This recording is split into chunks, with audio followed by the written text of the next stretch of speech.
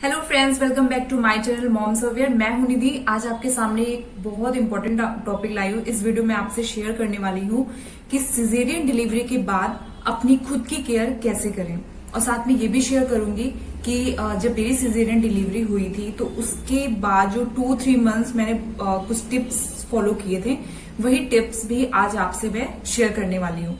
So video पसंद आए तो उसे लाइक एंड सब्सक्राइब जरूर करना, वीडियो को शेयर करना मत भूलना और बेल आइकन को जरूर दबाएं। सो मैं अपना यहाँ पे वीडियो स्टार्ट करती हूँ। सिजेरियन डिलीवरी के बाद खुद की केयर कैसे करें, ये क्वेश्चन हर किसी के मन में होता है, क्योंकि जो मदर होती है, जब जो प्रेगनेंसी का टाइम जो चल रहा होता है, हर मदर इस चीज के लिए प्रिपेयर रहती है कि उसे तो नॉर्मल डिलीवरी करानी है। उसके लिए वो बहुत सारे योगा प्रेफर करती है, ऐसे कुछ घर के काम होते हैं जिससे कि नॉर्मल डिलीवरी पॉसिबल हो सके। लेकिन कुछ ऐसी प्रॉब्लम की वजह से सिजेरियन डिलीवरी उस टाइम करानी पड़ती, क्योंकि डॉक्टर के पास उस टाइम कोई ऑप्शन नहीं होता कि वो नॉर्मल डिलीवरी का चांस भी लें, क्योंकि इससे क्या होगा, मदर और बेबी दोनों को ही खतरा रह सकता है।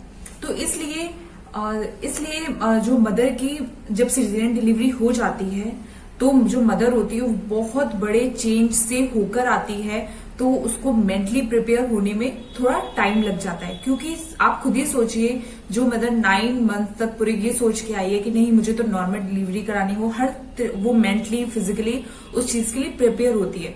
लेकिन सडन उसकी ऐसी प्रॉब्लम की वजह से सिजेरियन डिलीवरी हो जाती है, जिससे उसको सिजेरियन डिलीवरी करानी पड़ती है। सिजेरियन डिलीवरी के बाद हर मदर यही सोचती है कि वो पहले जैसी अपनी लाइफ जैसे वो पहले रहती थी वैसे रह पाएगी नहीं रह पाएगी, अपनी बेबी की केयर कर पाएगी कि नहीं कर पाएगी। बहुत सारे ऐसे क्वेश्चंस होते हैं जो उसके मन में आते रहते हैं, वो पहले की तरह फिट हो पाएगी कि नहीं हो पाएगी। पर ऐसा कुछ नहीं होता है, आप अपनी लाइफ वैसे ही जी सकते हैं जैसे कि आप पहले प्रेगनेंसी के पहले आप जैसे रह रहे थे, वैसे अभी भी आप रह सकते हो। लेकिन क्या होता है कि चीजों को जब हम बहुत बड़ा बना के सोचते हो, चीजें हमें बहुत बड़ी लगती है, और जब उसी चीज को हम इजी वे में सोचते हैं तो वो चीज हमारे लिए इजी हो जाती है। जैसे कई बार क्या होता है कि आसपास के लोग हमें इतना ज्यादा हमारे माइंड में इतनी सारी चीजें भर देते कि हम डरने लगते हैं कि ऑपरेशन सच में बहुत बड़ा है, अब क्या होगा, हम पहले की तरह नहीं रह पाएंगे। लोग कहते हैं, मतलब लोग इस तरह से बातें करते हैं कि हमारा माइंड इस तरह से मतलब अपने आप इतना चेंज हो जाता है उस चीज के लिए कि हम उस चीज को एक्सेप्ट नहीं कर पाते हैं। लेकिन ऐसा नहीं होता है। आप इन चीजों को अवॉइड करके कुछ ऐसे टिप्स आप फॉलो करिए जिससे आपका जो ये जर्नी होती है सिजेरियन डिलीवरी के बाद 2-3 मंथ, जो आपकी इजी हो जाए। ये आप काम खुद कर सकते हैं। कोई अगर आप उनकी बातें सुनिए जो इस चीज के बारे में पॉजिटिव बोल रहे हो, ना कि इस चीज के बारे में कोई आपको निगेटिव पॉइंट दे रहे हो। जिसकी नॉर्मल डिलीवरी हुई होती है उनकी बॉडी को भी थोड़ा टाइम लग जाता है, और जिसकी सिजेरियन डिलीवरी होती है बस इसमें होता है थोड़ा और ज्यादा टाइम लग जाता है। लेकिन कुछ टिप्स है जो आप यहाँ पे फॉलो कर सकते हो, वही टिप्स आज मैं आपसे शेयर करूंगी। सबसे पहला टिप है, try to sleep as much as possible. जितना ज्यादा से ज्यादा हो सके आप अपनी नींद पूरी करें। अगर कुछ मदर ये सोचती हैं कि चलो अगर हमारा बेबी सो गया हम ये काम कर ले, घर का वो काम कर ले, ऐसा बिल्कुल मत करिए। अगर आपका बेबी सो रहा है तो उस टाइम आप अपनी नींद पूरी कर लें, क्योंकि अगर आपका बेबी जग जाएगा तो उस टाइम आपके बेबी को आपकी जरूरत पड़ेगी, तो फिर आपकी नींद फिर नहीं पूरी हो पाएगी। तो देखिए, काम जो है वो आज नहीं होगा, कल हो सकता है, परसों हो सकता है, लेकिन आपकी नींद तो आपको ही पूरी करनी पड़ेगी। वो आज अगर आप अपनी कंप्लीटली नींद नहीं पूरी करेंगी तो आपके मन में बहुत ज्यादा डिप्रेशन होगा, बहुत टेंशन रहेगी, आपकी बॉडी भी जल्दी से हील नहीं हो पाएगी। लेकिन अगर आप अपनी नींद पूरी ले रही हैं तो आपकी बॉडी भी जल्दी से जल्दी हील हो पाएगी। इसलिए कोशिश करें कि अपनी नींद जरूर पूरी करें। नेक्स्ट टिप है, आस्क फॉर हेल्प। आप जब आपकी सिजेरियन डिलीवरी हुई हो तो सिजेरियन डिलीवरी के बाद अकेले बेबी की केयर करना बहुत मुश्किल हो जाता है। तो उस टाइम में आप अपने नेबर से, अपनी फैमिली मेंबर से, आपका जो बहुत अच्छी कोई आपकी फ्रेंड हो, आप उससे हेल्प ले सकते हो, ताकि जब आप रेस्ट करो तब वो आपके बेबी की केयर उस टाइम कर सके।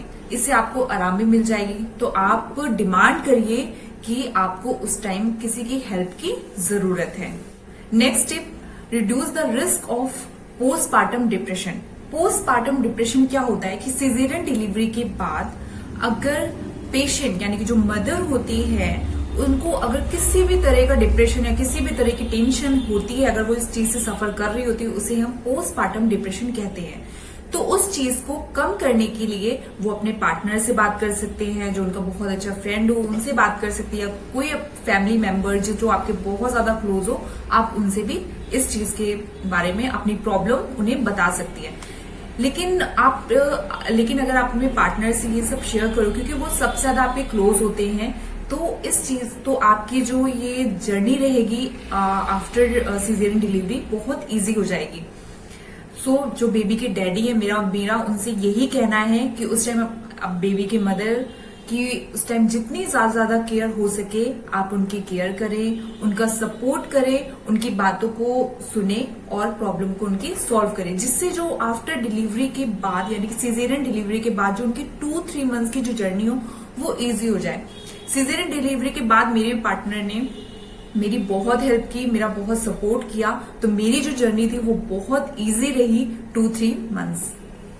नेक्स्ट टिप है रेगुलर वॉक एंड एक्सरसाइज। जब आपकी सीजेरियन डिलीवरी के बाद 2 दिन बाद 3 दिन बाद जब आप कंफर्ट फील करो या आपके डॉक्टर आपसे कहें कि अब आप वॉक कर सकते हो, तो आप ट्राई करो। नहीं आप 10-15 मिनट नहीं कर सकते, एटलीस्ट 5 मिनट तो आप जरूर वॉक करिए। इससे क्या होगा कि आपकी जो बॉडी की हीलिंग होगी वो जल्दी होगी। अगर आप इतना कंफर्ट में नहीं हो, जब आप हफ्ते भर बाद जब भी आप अपने कंफर्ट जोन में आइए तब आप वॉक करना शुरू कर दीजिए। कम से कम आपको मॉर्निंग और नाइट में 15-15 मिनट वॉक जरूर करिए। इससे सच में बहुत ज्यादा फायदा होता है और जो आपका ब्लड सर्कुलेशन है वो भी मेंटेन रहेगा, आपकी हेल्थ भी मेंटेन रहेगी। एक्सरसाइज 2-2.5 महीने बाद आप स्टार्ट कर सकते हो, लेकिन एक बार अपने डॉक्टर से आप जरूर पूछ लीजिए कि इस टाइम आप कौन सी एक्सरसाइज कर सकते हो और कौन सी नहीं कर सकते हो। नेक्स्ट टिप है मैनेज पेन। इस टाइम जो सिजेरियन डिलीवरी के बाद बहुत पेन होता है, हमारे जहाँ पे ऑपरेशन हुआ होता है बहुत पेन होता है, तो आपने डॉक्टर से इस चीज के बारे में बात कर सकते हैं। लेकिन कोई भी मेडिसिन ऐसी मत लीजिए जो कि आपके डॉक्टर ने आपको ना बोली हो। कोई भी आप मेडिसिन पेन के लिए यूज कर रहे हो, वो जब आपको डॉक्टर प्रिस्क्राइब करे जो मेडिसिन, आप वही मेडिसिन लें। नेक्स्ट टिप है साइंस ऑफ इन्फेक्शन। इस टाइम जो सिजेरियन डिलीवरी के जहां पे सिजेरियन डिलीवरी हुई होती है, जो कट जहां पे लगा होता है, वहां पे इन्फेक्शन की बहुत चांसेस होती हैं। इसलिए आजकल तो मतलब डॉक्टर इतनी अच्छी मेडिसिन देते हैं कि इन्फेक्शन को कोई चांस नहीं होता, लेकिन फिर भी कभी कभी क्या होता है वहां जगह पस फॉर्मेशन हो जाता है या वहां पर पानी निकलने लगता है या मतलब बॉडी में काफी बहुत हार्मोनल चेंजेस होते हैं, उसकी वजह से इन्फेक्शन होने के चांसेस बहुत रहते हैं। तो अगर ऐसा कोई भी साइंस आपको लग रहा है कि आपकी बॉडी में या जहां पे कट लगा है वहां पे ईचिंग हो रही है या ऐसा कोई बहुत पेन हो रहा है, तो एक बार अपने डॉक्टर को जरूर वो चीज दिखाएं। अवॉइड बिल्कुल मत करें, क्योंकि अगर आपने इन्फेक्शन को अवॉइड किया तो ये आगे बहुत ज्यादा और डेंजरस हो सकता है। नेक्स्ट टिप है prevention from constipation. Caesarean delivery के बाद कॉन्स्टिपेशन एक बहुत ही कॉमन प्रॉब्लम है, सबको ये प्रॉब्लम होती है। क्योंकि क्या होता है सीजेरियन डिलीवरी के बाद हमारी बॉडी में बहुत ज्यादा हार्मोनल चेंजेस होते हैं, जो हमारे जो स्टमक की जो मसल्स होती है बहुत वीक हो जाती है, जिससे कि कॉन्स्टिपेशन प्रॉब्लम हो जाती है। कुछ कॉन्स्टिपेशन बहुत ज्यादा सीवियर पेन बॉडी में पेन होता है। इससे क्या अपने डॉक्टर से आप बात कर सकते हो और आप वाटरी डाइट ले सकते हो, फाइब्रस डाइट ले सकते हो, फ्रूट्स ले सकते हो, वेजिटेबल ले सकते हो, जिससे कि आपको कॉन्स्टिपेशन में ठीक होने में हेल्प मिले। नेक्स्ट टिप है get support for breast feeding. Caesarean delivery के बाद बेबी को ब्रेस्ट फीडिंग कराने में बहुत प्रॉब्लम होती है, इसलिए आप इसमें क्या कर सकते हो, सपोर्टिव चेयर आती है आप उनका यूज कर सकते हो, पिलो आती है आप उनका यूज कर सकते हो, जिससे क्या होगा कि जो ब्रेस्ट फीडिंग होगी वो इजी हो जाए। नेक्स्ट टिप है मसाज।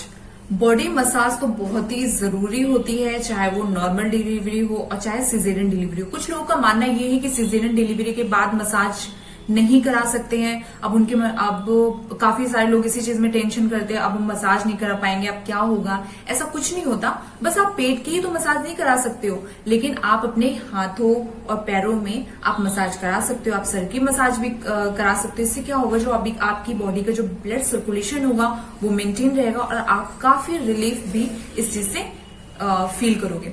मैंने भी सिजेरियन डिलीवरी के बाद अपने हाथों और पैरों में मसाज करा, अपने सर की मसाज करती तो मुझे सच में बहुत ज्यादा रिलीफ फील होता था।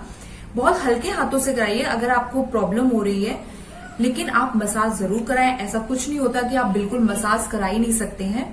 अगर आप कंफर्ट में है तो आप मसाज जरूर करवाइए। नेक्स्ट टिप है यूज अ बेल्ट। बेल्ट चाहे नॉर्मल डिलीवरी हो चाहे सिजेरियन डिलीवरी हो, यूज करना बहुत जरूरी होता है। और बहुत लोग इस चीज को कहते भी हैं कि अगर आप बेल्ट यूज करोगे तो आपका जो पेट है वो ज्यादा बाहर नहीं आएगा और आपके पेट को सपोर्ट मिलेगा।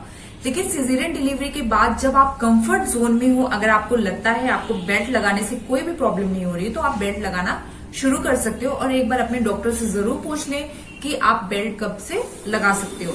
वैसे डॉक्टर तो 2-3 दिन बाद कह देते हैं कि आप बेल्ट यूज कर सकते हो। मेरे डॉक्टर ने भी मुझे कह दिया था कि आप बेल्ट यूज कर सकती हैं।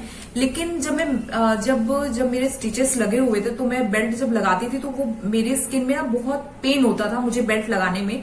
तो जब मेरे स्टिचेस मेरी बॉडी से रिमूव हो गए हैं, मैंने तब ही बेल्ट लगाना स्टार्ट किया है।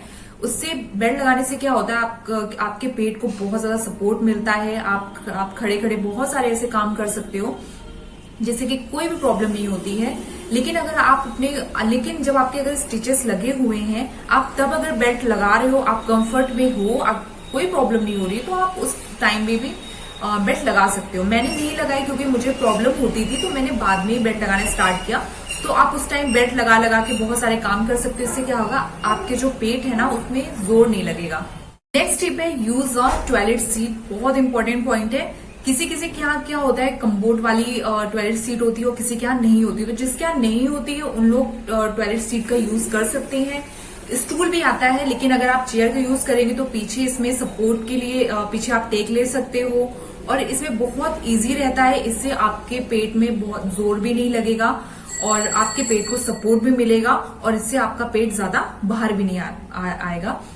तो आप टॉयलेट सीट का यूज जरूर करें अगर आपके यहाँ कम्बोर्ड वाली सीट नहीं है। सो फ्रेंड्स, ये कुछ ऐसे टिप्स हैं जिनसे जो आपकी आफ्टर सिजेरियन डिलीवरी के बाद जो जर्नी होगी वो बहुत इजी हो जाएगी। अगर आपके मन में कुछ और टिप्स हैं तो आप मेरे कमेंट बॉक्स में जरूर शेयर करें ताकि आपके भी टिप्स हर किसी तक पहुंच सके। तब तक के लिए बाय बाय।